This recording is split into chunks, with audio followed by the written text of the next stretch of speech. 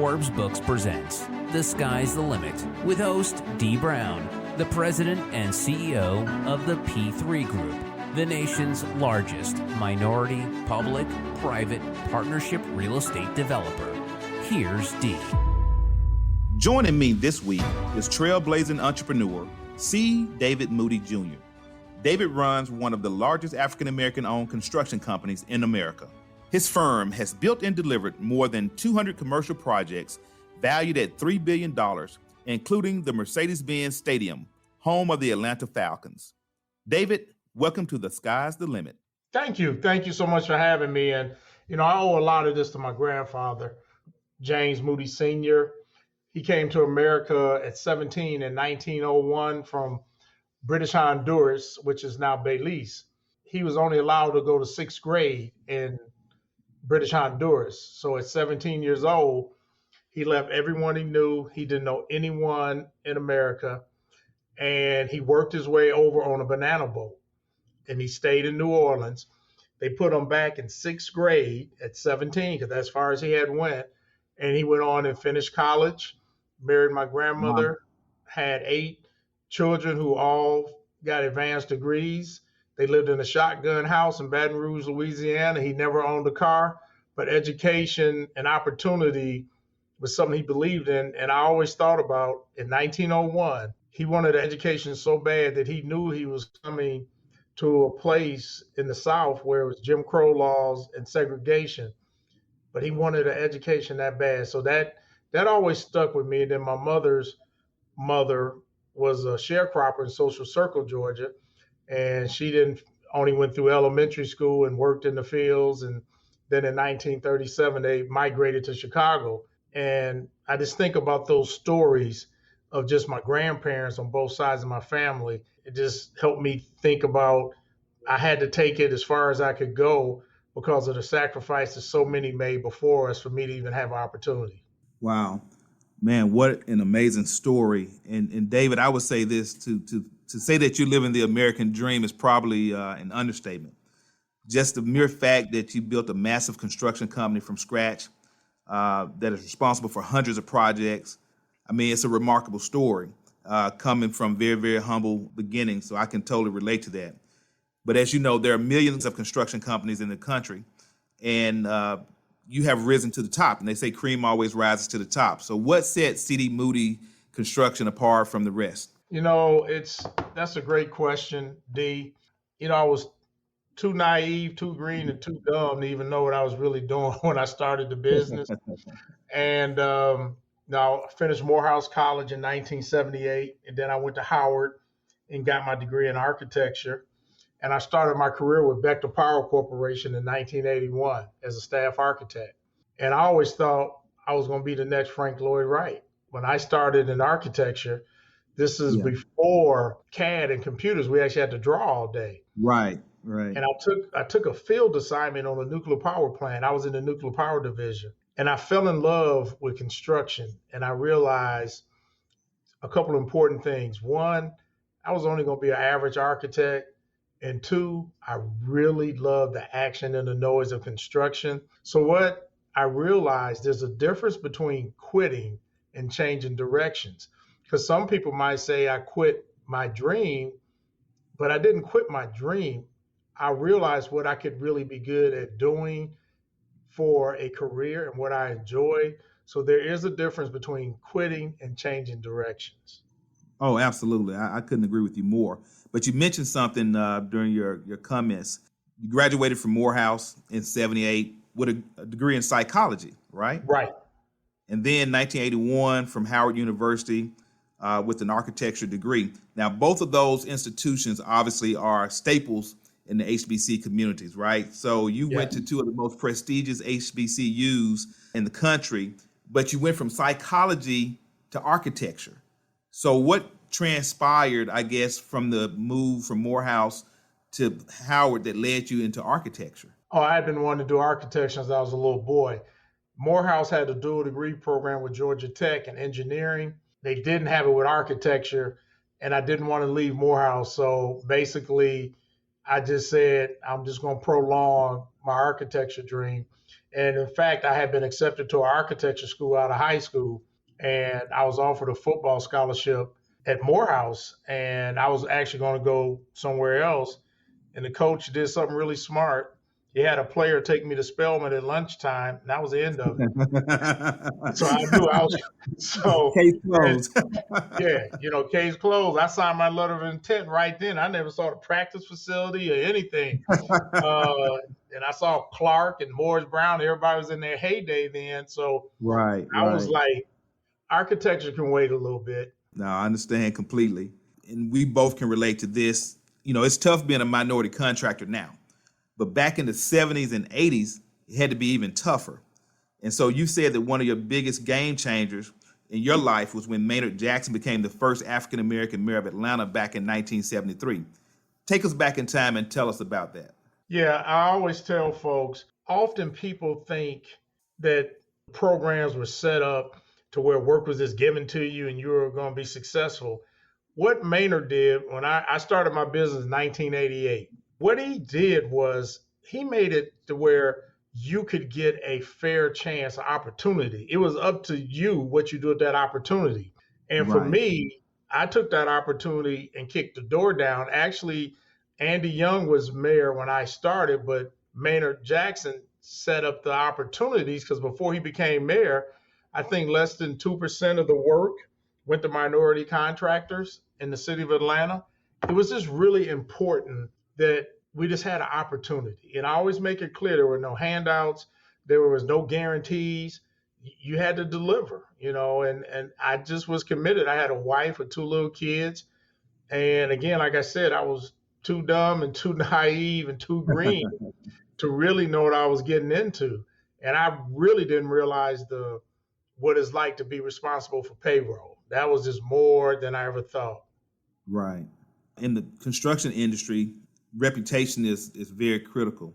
And so you've built quite a reputation for yourself, known really nationally for the great work that you do. Can you tell me the importance of your reputation to your business and your success? Well, I think whether business or just life in general, your reputation is everything. But more importantly, it's about your word. When you give your word, you want to be a person who lives up to your word.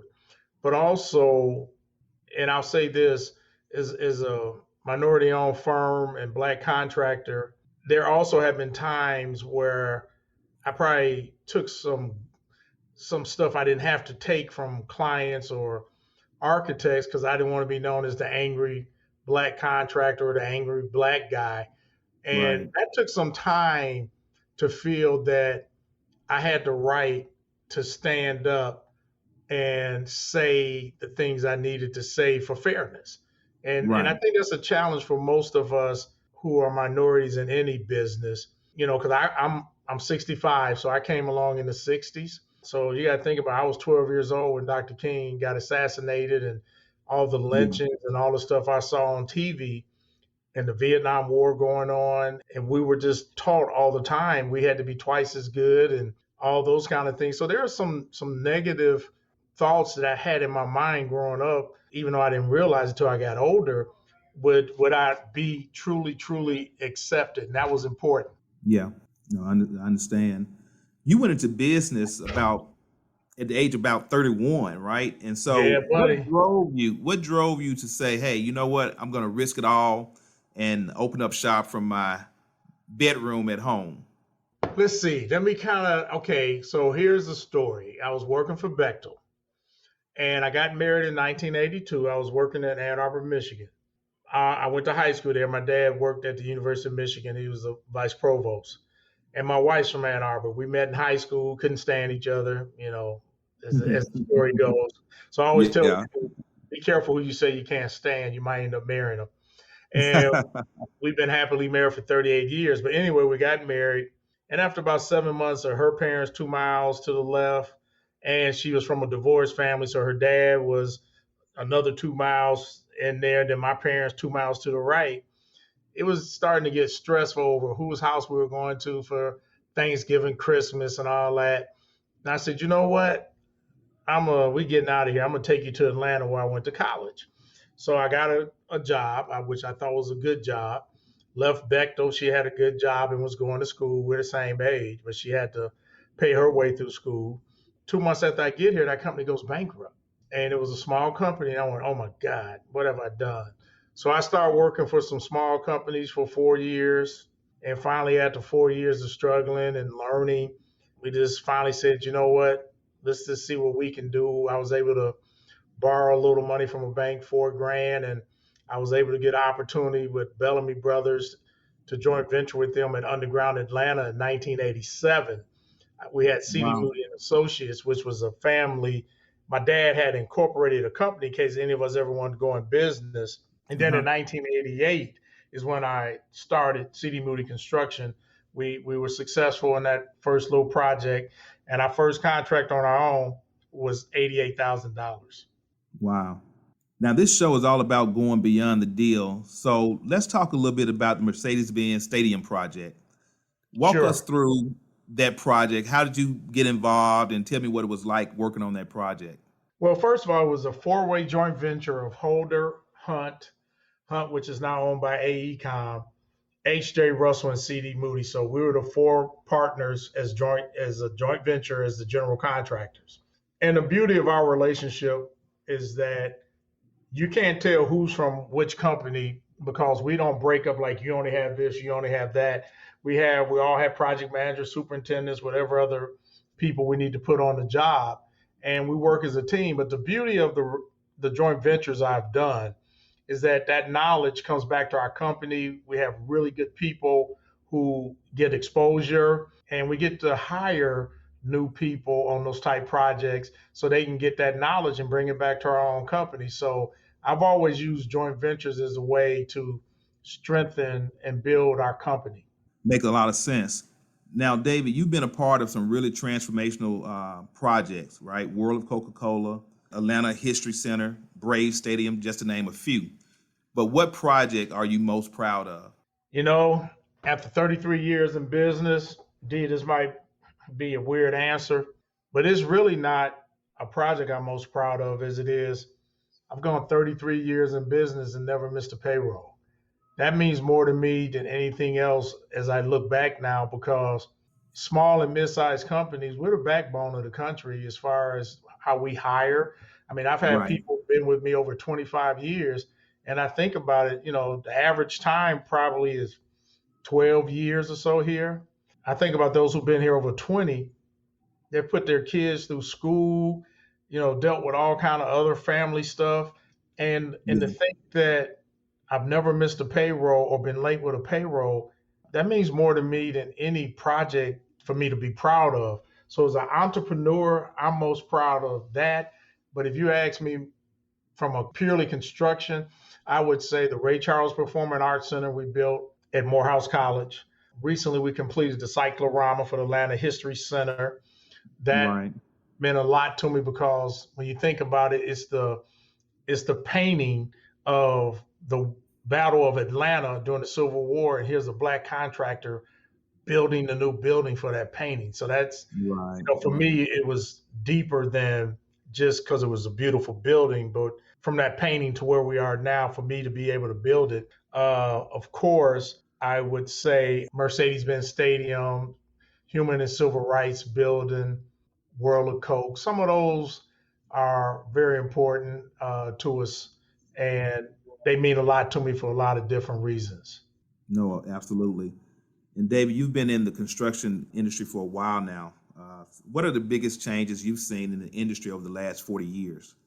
One is definitely technology. I mean, when I first started, like I said, when I started as an architect, there was not CAD, there was no personal computers. We actually had to sit at a table and draw Right. all day. When I first started my own business, we didn't have fax machines. We had just kind of started getting some desktop computers, but there was no cell phone. You still had to go try and get a pay phone on bid day near the place you were turning the bid in, and then your office would call and tell you the number to write in. There was no email. Uh, Right.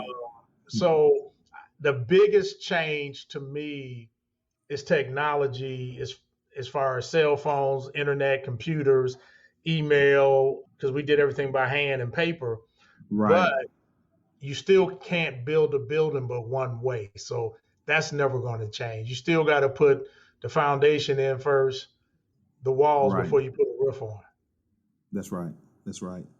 You know, I sit back and think all the time to myself, and we talk about it amongst friends as well. You know, how did we function back then, right? With no technology, no emails, no cell phones. It's amazing. We got it done though, right? But we've come a long way from it.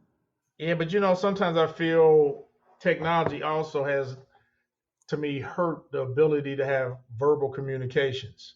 So many people today, especially what I would say the younger generation, they're so used to technology and emails and text messages that sometimes when I tell some of the younger folks, hey, you pick the phone up and call so and so and solve the issue, they look like a deer caught in the headlights because, like, I actually got to verbally talk to them. Can't I just do it by email? Right, right. So, and then the other thing, technology in its own way has made us, to me, more anxious about immediate response and all that kind of stuff. I'll give you a good example. When I went to college, my parents said, if I don't hear from you, I know you're okay. Because I was 720 miles from home. Yeah. And we wrote letters. You didn't call long distance because it costs too much. That's right. Now, if we text one of our children or our spouse or somebody we're close to, if they don't respond within 15, 20 minutes, we freaking out. Yeah.